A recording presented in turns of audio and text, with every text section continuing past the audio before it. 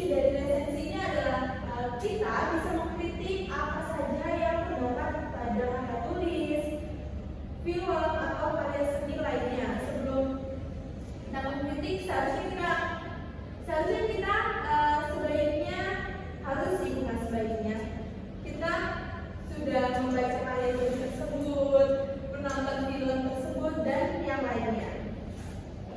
Selanjutnya tujuan dari resensi adalah memberikan informasi, evaluasi, dan rekomendasi kepada pembaca. Jadi tujuan dari resensi adalah memberikan informasi. Misal kita akan membuat resensi mengenai judul film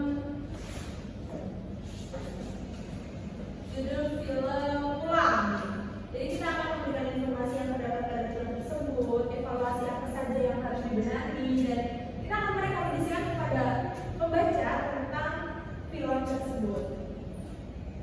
Selanjutnya ciri-ciri resensi. Di sini ada 5 poin. Yang pertama ada objektif dan subjektif. Yang kedua adalah mengandung kritik dan evaluasi. Yang ketiga menyajikan ringkasan atau sinopsis. Yang keempat menggunakan bahasa yang santai dan populer. Dan yang kelima memiliki sudut pandang pribadi. Selanjutnya struktur resensi. Struktur resensi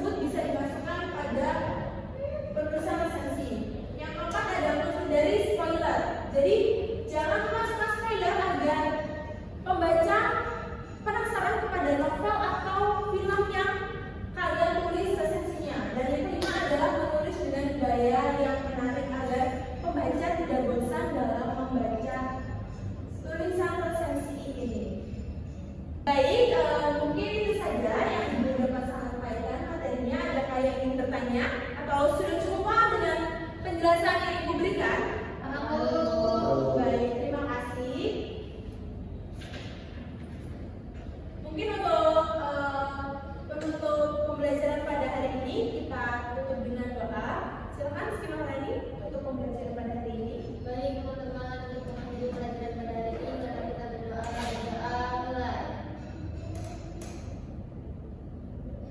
Berdoa selesai. Terima kasih kepada Maharani telah membantu Ibu. Cukup sekian ya anak-anak. Saya akhiri. Wassalamualaikum warahmatullahi wabarakatuh. Waalaikumsalam warahmatullahi wabarakatuh. Perkenalkan, nama saya Martin Haurawan Abdul sebagai observasi lisan dari saudara Dwita Intan. Di sini saya akan memberikan penilaian kepada saudara Dwita terkait performa Dwita pada keterampilan 4, yaitu keterampilan mengadakan variasi. Yang pertama, variasi dalam gaya mengajar. Dwita sudah melakukan sebaik mungkin. Yang pertama tentang suara. Guru memberi variasi dalam nada, suara, volume, dan kecepatan bicara. Dalam hal ini Dwita sudah memberikan performa yang baik.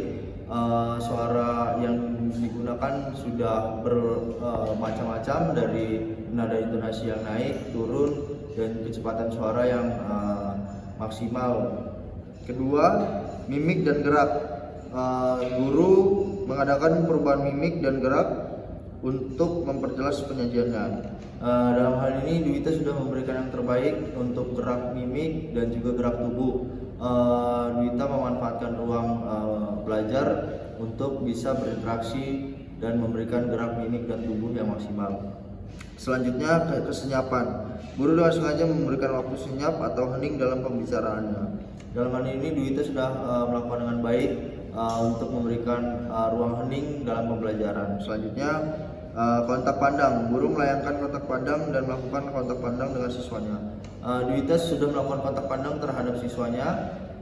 Hal ini terjadi dalam proses pembelajaran yang sudah dilakukan Dwita dengan murid-muridnya. Selanjutnya, perubahan posisi. Guru bergerak dalam kelas untuk maksud yang berbeda. Dwita sudah melakukan perubahan posisi dengan baik, dari depan ke belakang ke samping, untuk melakukan pergerakan dengan maksud yang berbeda-beda. Selanjutnya, memusatkan. Guru memberikan tekanan pada butir-butir yang penting dari penyajiannya dengan menggunakan bahasa lisan seperti dengan baik, perhatikan ini dan lain-lain. Dalam praktiknya Dwita sudah melakukan yang terbaik untuk memusatkan dan memakai kata-kata seperti perhatikan dan lain-lain. Selanjutnya, variasi penggunaan media dan alat bantu. Dalam hal ini Dwita sudah melakukan variasi, yaitu variasi visual dengan menggunakan media televisi dan menggunakan media salin diam. Selanjutnya, variasi aural. Guru menggunakan berbagai suara langsung atau rekaman, dan variasi alat bantu yang dapat dipegang dan dimanipulasi. Guru kan memberikan kesempatan kepada siswa memegang atau memanipulasi. Dalam hal ini Dwita sudah melakukan yang dengan baik untuk memaksimalkan proses pembelajaran. Selanjutnya, yang terakhir, variasi pada interaksi dengan kegiatan siswa. Guru memperkenalkan perubahan dalam pola interaksi antara dia dengan siswa.